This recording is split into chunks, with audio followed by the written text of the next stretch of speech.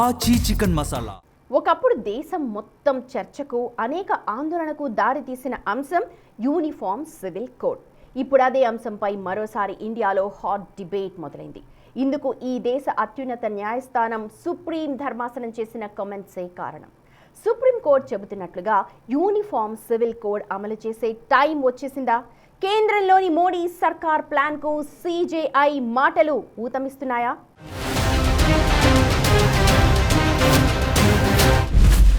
మళ్ళీ hot topic గా uniform civil code.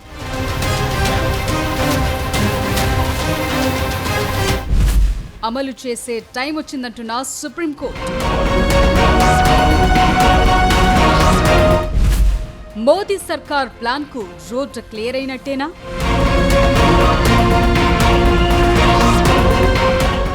దశాబ్దాలుగా భారత రాజకీయాల్లో న్యాయ వ్యవస్థలో నివురుగప్పిన నిప్పులాంటి అంశం యూనిఫామ్ సివిల్ కోడ్. దీనిపై సుప్రీంకోర్టు చేసిన లేటెస్ట్ కామెంట్స్ మరోసారి దేశవ్యాప్తంగా చర్చకు దారితీశాయి. ముఖ్యంగా ముస్లిం మహిళల వారసత్వ హక్కులపై విచారణ సమయంలో సిజేఐ జస్టిస్ సూర్యకాంత్ నేతృత్వంలోని ధర్మాసనం చేసిన వ్యాఖ్యలు కొత్త చర్చకు దారితీశాయి. ఈ అంశంపై ఇప్పటికే కేంద్ర ప్రభుత్వానికి ఉన్న ఆలోచనలు, దేశంలో మారుతోన్న సామాజిక పరిస్థితుల క్రమంలో సుప్రీంకోర్టు వ్యాఖ్యలపై తీవ్ర చర్చ జరుగుతోంది.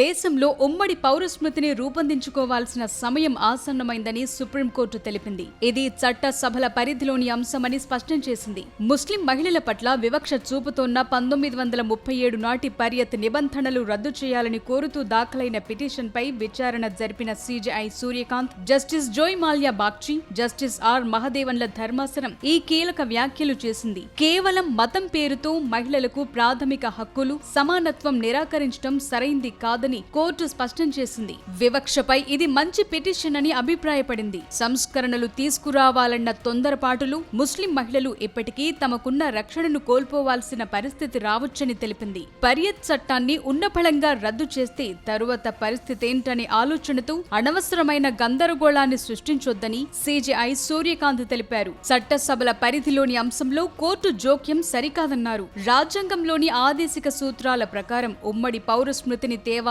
బాధ్యత చట్టసభలదేనని ధర్మాసనం అభిప్రాయపడింది.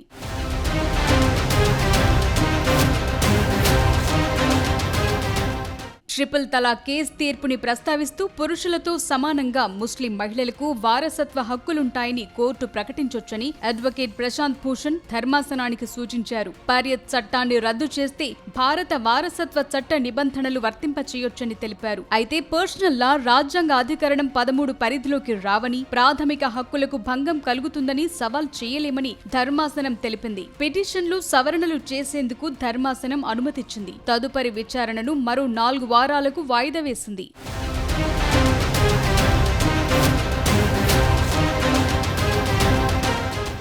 ఇక కేంద్రంలో అధికారంలో ఉన్న బీజేపీ ప్రభుత్వం తన ఎన్నికల మేనిఫెస్టోలో మొదటి నుంచి 3 ప్రధాన హామీలనిచ్చింది. అందులో ఆర్టికల్ 370 రద్దు చేస్తామని చెప్పింది, చేసింది. అయోధ్యలో రామ మందిరం నిర్మిస్తామని చెప్పింది, ఇది పూర్తి చేసింది. ఇక మిగిలింది యూనిఫామ్ సివిల్ కోడ్ అమలు మాత్రమే. ఇప్పుడున్న మోదీ ప్రభుత్వం ఈ అంశాన్ని ఎంతో ప్రతిష్టాత్మకంగా తీసుకుంది. ఇప్పటికే ఉత్తరాఖండ్ రాష్ట్రం దేశంలోనే మొదటిసారి యూసీసీ అమలు చేసి ఒక మోడల్ ని సిద్ధం చేసింది. సుప్రీంకోర్టు కూడా ఈ విషయంలో నేరుగా పార్లమెంటే చట్టం చేయాలని చెప్పటం కేంద్ర ప్రభుత్వానికి బలమైన మద్దతుగా నిలుస్తోంది.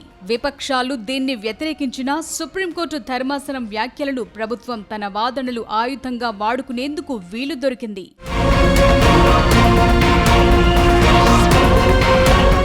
యూసీసీ అమలుపై భారత్లో భిన్న వాదనలున్నాయి. ఉమ్మడి పౌరస్మృతి అమల్లోకొస్తే వివాహం, విడాకులు, వారసత్వం లాంటి విషయాల్లో మతంతో సంబంధం లేకుండా మహిళలందరికీ సమాన హక్కులు దక్కుతాయి.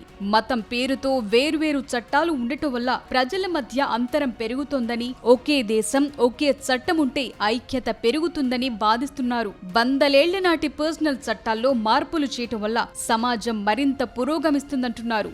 యూసీసీపై కొన్ని ప్రతికూల వాదనలు వాదనలు కూడా ఉన్నాయి. భారత్ లాంటి భిన్నత్వంలో ఏకత్వం గల దేశంలో మతపరమైన ఆచారాల్లో ప్రభుత్వం జోక్యం చేసుకోవటం రాజ్యాంగ విరుద్ధమనేది కొందరి వాదన. కేవలం ముస్లింలే కాదు, ఈశాన్య రాష్ట్రాల్లోని గిరిజనులు కూడా తమ ఆచారాలను యూనిఫామ్ సివిల్ కోడ్ దెబ్బతీస్తుందని ఆందోళనలో ఉన్నారు. ఎన్నికల సమయంలో లబ్ధి పొందేందుకే ప్రభుత్వం ఇలాంటి నిర్ణయాలు తీసుకుంటుందని విపక్షాలు ఆరోపిస్తున్నాయి.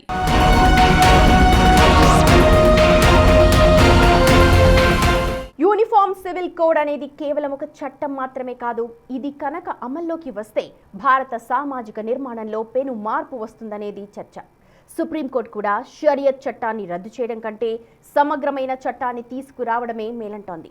మతంతో సంబంధం లేకుండా సమాన హక్కులు కల్పించడం ఒక్కటే యూనిఫామ్ సివిల్ కోడా?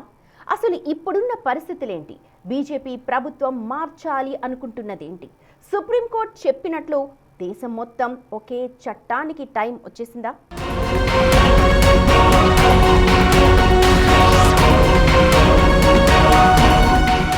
భారత్లో యూనిఫామ్ సివిల్ కోడ్ అనేది కేవలం చట్టపరమైన మార్పు మాత్రమే కాదు, ఒక దేశం సామాజిక అస్తిత్వానికి సంబంధించిన కీలక అంశం. మతం, సంప్రదాయం, రాజ్యాంగం మధ్య ఉన్న సమతుల్యతను ఉమ్మడి పౌరస్మృతి సవాల్ చేస్తుంది. అదెలాగూ అర్థమవ్వాలంటే యూనిఫామ్ సివిల్ కోడ్ అంటే ఏంటో సమగ్రంగా తెలియాలి. అప్పుడే దాని అవసరమేంటో అర్థమవుతుంది. ప్రస్తుతం భారతదేశంలో వివాహం, విడాకులు, దత్తత, ఆస్తి వారసత్వం లాంటి వ్యక్తిగత విషయాల్లో ఒక్కో మతానికి ఒక్కో చట్టం ఉంది. హిందువులు, సిక్కులు, జైనులు, బౌద్ధులకు హిందూ కోడ్ బిల్ కింద చట్టాలున్నాయి. ముస్లింలకు వారి మతపరమైన పర్యత్ చట్టం ఆధారంగా వ్యక్తిగత వ్యవహారాలన్నీ జరుగుతాయి. అదేవిధంగా క్రిస్టియన్, పార్సీలకు కూడా పర్సనల్ చట్టాలున్నాయి. భారత రాజ్యాంగంలోని ఆర్టికల్ 44 ప్రకారం దేశంలోని పౌరులందరికీ ఒకే విధమైన ఉమ్మడి పౌరస్మృతిని తీసుకొచ్చేందుకు ప్రభుత్వం కృషి చేయాలని నిర్దేశిస్తోంది. అందువల్ల యూసీసీ అమల్లోకొస్తే మతంతో సంబంధం లేకుండా భారతీయులందరికీ వ్యక్తిగత విషయాల్లో ఒకే విధమైన చట్టం వర్తిస్తుంది.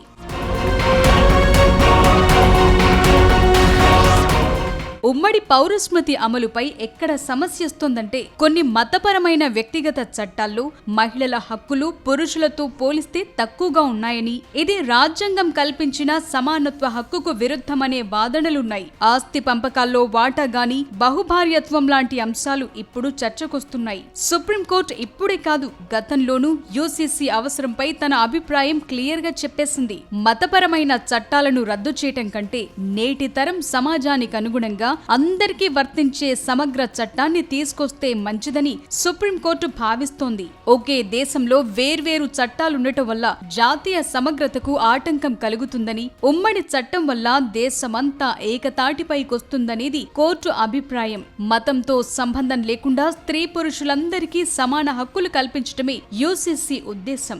దీనివల్ల లింగ వివక్ష తొలగిపోతుందని, వారసత్వం, వివాహ విషయాల్లో మహిళలకు మేలు జరుగుతుందనేది అనుకూల వర్గాల వాదన. అయితే ఉమ్మడి పౌరస్మృతి మత స్వేచ్ఛకు భంగం కలిగిస్తుందని, భారతదేశంలోని వైవిధ్యాన్ని దెబ్బతీస్తుందని యూసీసీ వ్యతిరేక వర్గాలు ఆందోళన వ్యక్తం చేస్తున్నాయి.